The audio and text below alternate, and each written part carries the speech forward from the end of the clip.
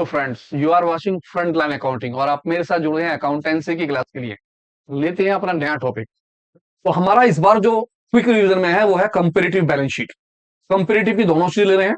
Comparative का question आपका 4 number के लिए आ रहा है, फिक्स क्वेश्चन है और बहुत इजी क्वेश्चन है। 100% नंबर आने हैं आपके, लगा लीजिए। कंपेरेटिव बैलेंस शीट और comparative statement of profit and loss, दोनों में से एक क्वेश्चन फिक्स है। एक क्वेश्चन तैयार नहीं, दोनों क्वेश्चन तैयार करने पड़ेंगे। ना जाने कंपेरेटिव बैलेंस शीट आ जाए या comparative statement of profit loss आ जाए, तो दोनों जब तैयार करेंगे तो कोई एक तो आएगी और 100% आएगी।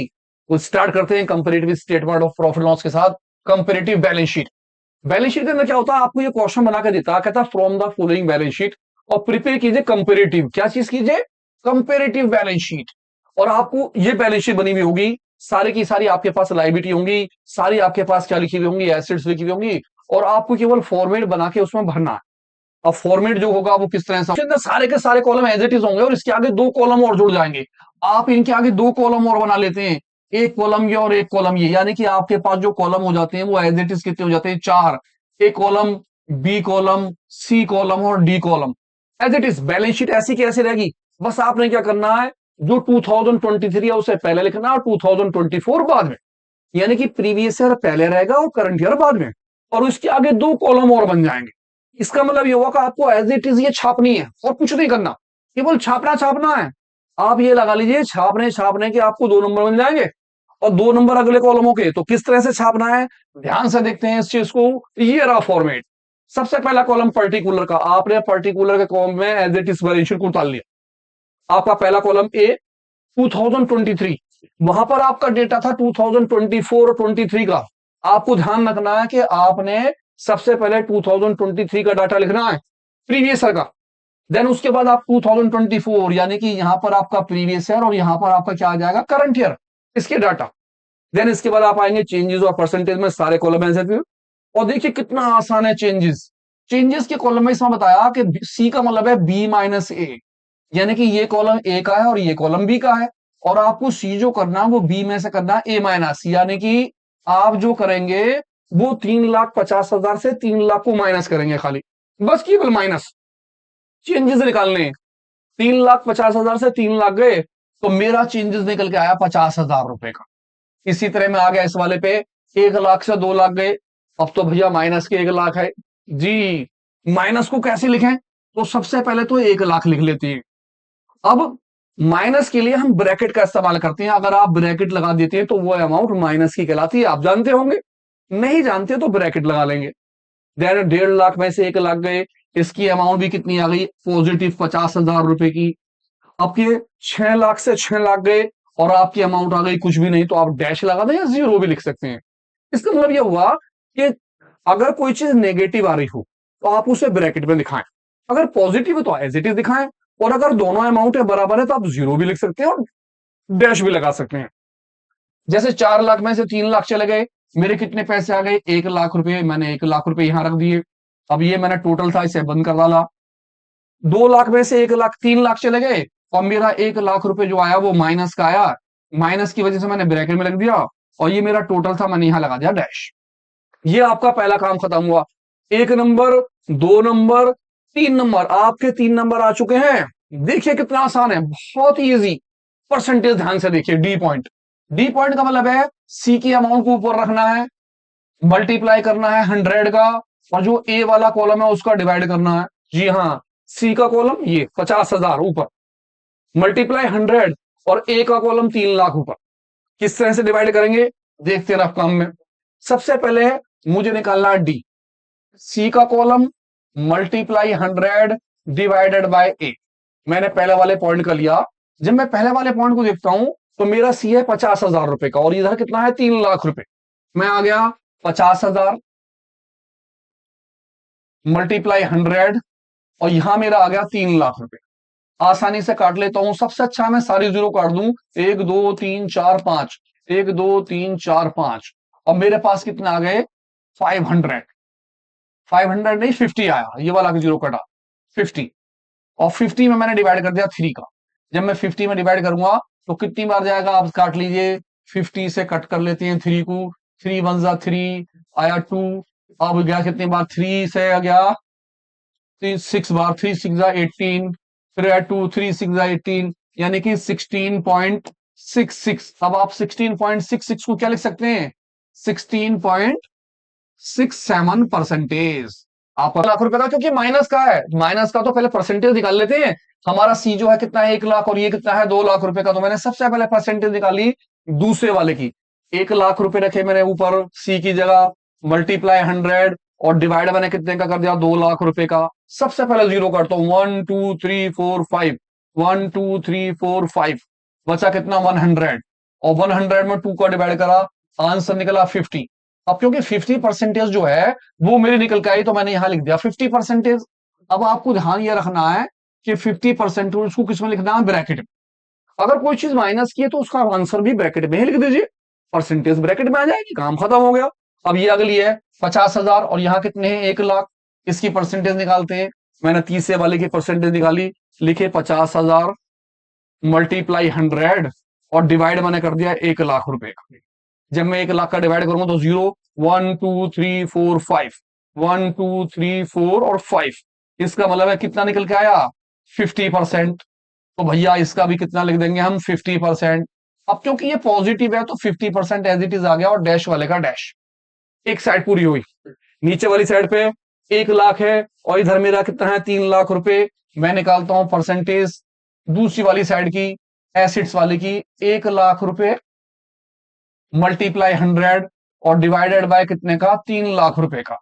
मेरी 5 जीरो से 5 जीरो कट गई, और मैंने क्या करा, 100 के अंदर 3 का डिवाइड कर दिया, आया 33.33। आपका निकल के आया परसेंटेज 33.33%। अब दूसरा भी 1 लाख और 3 लाख ही है, लेकिन ये किसमें है, ब्रैकेट में।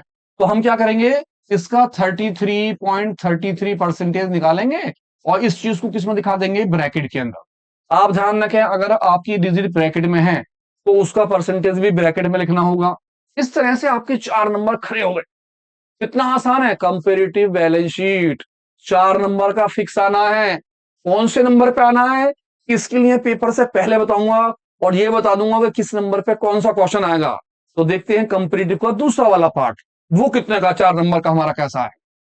वो हमारे लिए क्या होगा, कंपेरेटिव के लिए वो हमारा है comparative statement of profit loss. अब comparative statement of profit loss और बैलेंस शीट में फर्क क्या है।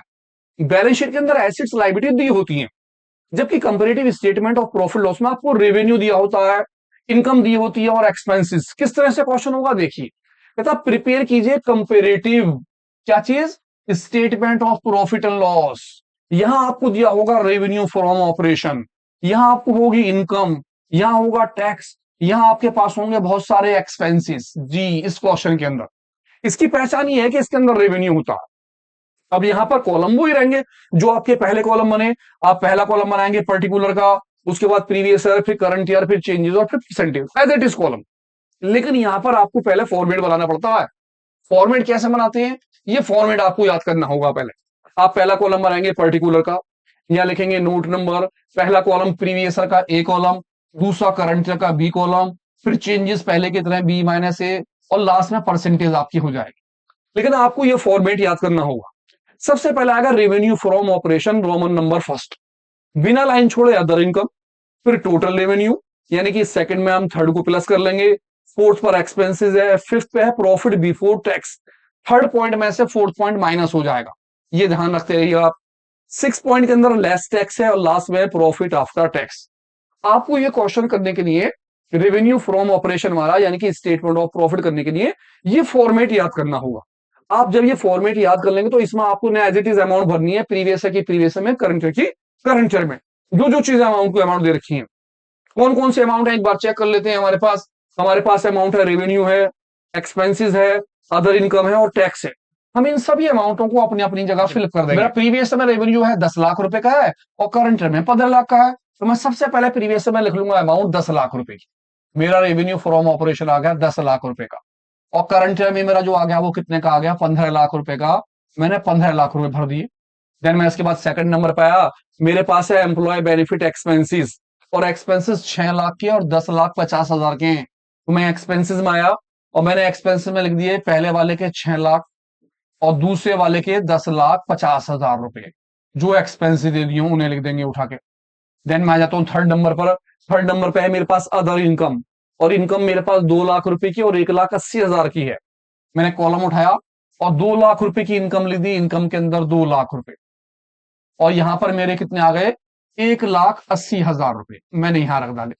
अब मैंने आगे देखा, इसके बाद मुझे क्या दिया है, टैक्स 40%। जब 40% टैक्स था तो मैंने यहाँ टैक्स के अंदर लिख दिया 40%। अब ये 40% जो है, वो ये जो अमाउंट निकल के आती है इस अमाउंट पर लगाया जाता है, यानी थर्ड में से फोर्थ माइनस करने का जो वैल्यू आएगी उसका 40% आपने ये करना है। अब आपने इसे बंद कर दिया यहां से, 2-2 डिजिट के बाद आप इसे बंद कर लीजिए, हर 2 डिजिट के बाद बंद, हर 2 डिजिट के बाद आप क्या कर देंगे, इसे बंद कर देंगे। सबसे पहले मैंने क्या करा, सेकंड में थर्ड को प्लस करा, यानी 10 लाख में 2 लाख प्लस कर दिए, मेरी अमाउंट हो गई 12 लाख रुपए की। इसी तरह मैंने 15 लाख में 1,80,000 प्लस करे, मेरे हो गए 16,80,000 रुपए। अब मैंने क्या करा, थर्ड में से फोर्थ को माइनस करा, 12 लाख में से 6 लाख रुपए माइनस कर दिए, 12 में से 6 लाख माइनस करे, मेरी अमाउंट हो गई 6 लाख, 6 लाख रुपए की। 16,80,000 में से 10,50,000 माइनस हो गए, 6,30,000 रुपए की। इसके बाद टैक्स, अब 40% टैक्स 6 लाख पे लगाना है, तो मैंने फटाफट लिया 40% टैक्स 6 लाख रुपए के ऊपर लगा रहा हूं, 6 लाख रुपए का 40% टैक्स मल्टीप्लाई 40/100। फर्स्ट जीरो से फर्स्ट जीरो कट हो गया, सेकंड जीरो से सेकंड जीरो कट हो गया, और 6 4 ज़ा 24, 2,40,000 रुपए आया टैक्स फर्स्ट वाले का, 2,40,000। यहां हमने टैक्स लिख दिया 2,40,000 रुपए का टैक्स पहले वाले में।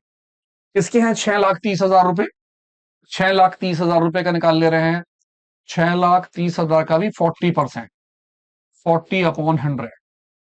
आपकी 10 से 10 कट हो गई, दूसरी से 0 0, 4 से मल्टीप्लाई कर लेते हैं, 0 और 0, 4 के मल्टीप्लाई थे होंगे, 4 3 12 का 2, और हमारा क्या हो गया 1, 6 4 24 और 1 25, 2,52,000 टैक्स हुआ इसका दूसरा, 2,52,000 रुपीज आपका टैक्स बन गया। अब आप क्या करेंगे, थर्ड में से फोर्थ माइनस आपका हो चुका है, आप टैक्स के पैसे को क्या कर देंगे इसमें से माइनस, यानी 6 लाख से 2,40,000 कर देंगे माइनस, माइनस करना हमें पैसा, तो मैंने 0 0 और 0 ले लिए, इसकी भी 0 आ गई, 10 से 4 गया 6, 5 से 2 गया 3, ये आया 3,60,000। Profit after tax 3,60,000। इधर तीनों की 0 एज इट इज ले ली, 10 इधर कैरी ले लिया, 10 10 में से 2 गया 8, यहाँ रह गए 2, इधर कैरी हुआ 12, 12 में से 5 गया 7, 5 में से 2 गया 3, 3,78,000। ये आपका निकल के आया क्या चीज, पहले वाले कॉलम दूसरे वाले कॉलम, यानी प्रीवियस के कॉलम ये आ गए, करंट ईयर के कॉलम ये आ गए। अब आपको निकालना है चेंज, चेंज वो ये पहले कितने हैं, आप क्या करेंगे, बी में से किससे माइनस कर देंगे, ए के कॉलम को, 15 लाख में से 10 लाख को क्या कर लेंगे माइनस, 1,80,000 से 2 लाख को माइनस, पहले कितना माइनस। अब आप ध्यान से ये देखिए क्वेश्चन की कैसे करना है, बिल्कुल यानी कि पहले के पहले फॉर्मेट तैयार कीजिए, जब फॉर्मेट तैयार हो जाता है उन चीजों को भर लीजिए, जो जो चीजें आपको दे रखी है आपने उन्हें भर लेना है, और क्या करना है प्लस, 10 लाख में 12 लाख को प्लस कर दिया, 12 लाख जो निकल के आया उसमें से एक्सपेंसेस को माइनस कर दिया, फिर जो निकला उसमें से टैक्स को माइनस कर दिया, और आपका आंसर निकल के आ गया। जब आपका आंसर निकल के आ जाए तो आप क्या निकालेंगे, चेंजेस। चेंजेस निकालने के लिए वही पहले की तरह है, बी में से सी, यानी 15 लाख में से 10 लाख माइनस हो गए, और आपका जो चेंज निकला पहला वाला वो निकला 5 लाख रुपए, 1,80,000 से 20,000 2 लाख माइनस हुए, और आपका चेंज निकला 20,000 रुपए माइनस गए, तो माइनस को आपने किसमें दिखा दिया, ब्रैकेट के अंदर। 16,80,000 से 12 लाख माइनस हो गए, आपका आंसर निकला 4,80,000 रुपए का। अब 10,50,000 से 6 लाख माइनस हुए, आंसर निकला आपका 4,50,000 रुपए। उसके बाद 6,30,000 से 6 लाख माइनस हुए, और आपका आंसर निकला 30,000 रुपए का। देन इसके बाद 2,52,000 से माइनस हुए, 2,40,000 रुपए, आपका आंसर निकला कुल 12,000 रुपए का, 12,000।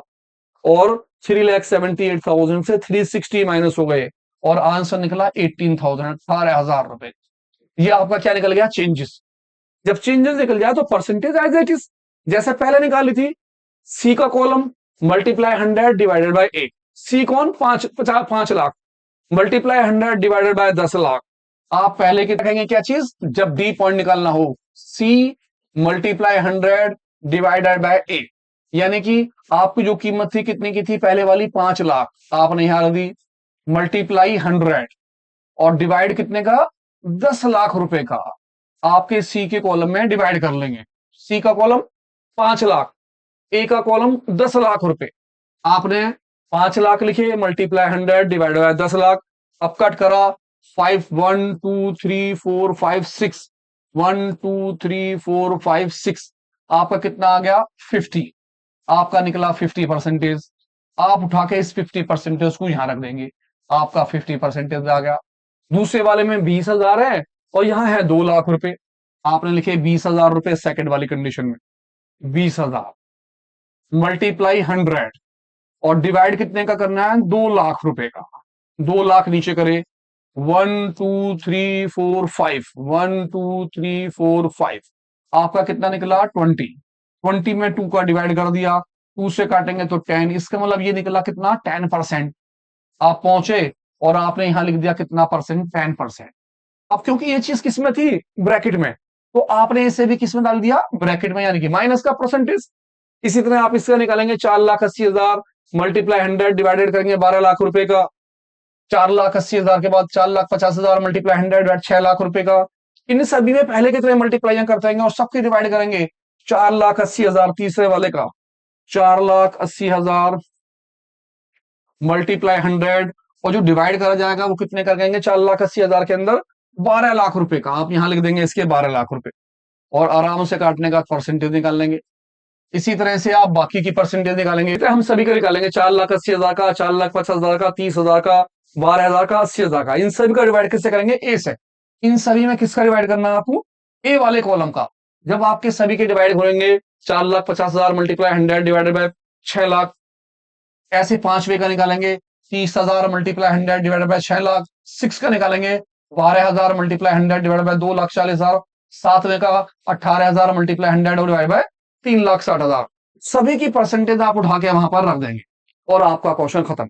यानी कि कंपैरेटिव बैलेंस शीट और comparative statement of profit loss दोनों करने में तो सेम है, लेकिन फर्क यह है कि बैलेंस शीट में आपको एज इट इज क्वेश्चन उतारना होता है, लेकिन अगर comparative statement of profit loss आप कर रहे होते हैं तो आपको फॉर्मेट बना के क्वेश्चन करना होता है। पहले फॉर्मेट बनाइए फिर क्वेश्चन कीजिए। कभी कभी कंपैरेटिव इसके अंदर आपको जो ना परसेंटेज दे देता है वो। फॉर एग्जाम्पल, जैसे सपोज कीजिए यहाँ पर 6 लाख ना दिया हो और वो आपको यहाँ लिख के दे दे 10%, तो ये 10% आप किसका निकालते हैं, इस वाले 10 लाख रुपए का। आप इस 10 लाख का 10% निकाल के वैल्यू यहां लिख लेते हैं और उसकी कैलकुलेशन कर लेते हैं। यानी कभी कभी क्वेश्चन परसेंटेज में भी आ जाता है। तो ध्यान से दोनों क्वेश्चन कीजिए। कंपेरेटिव वाला क्वेश्चन करने के लिए सबसे पहले आप क्या तैयार कीजिए, फॉर्मेट एज इट इज याद करिए, चीजों को ध्यान से भरिए और चेंजेस परसेंटेज पहले की तरह है। तो मिलते हैं एक नई वीडियो के साथ, जुड़े रहिए फ्रंटलाइन अकाउंटिंग पर। कौन था वर्क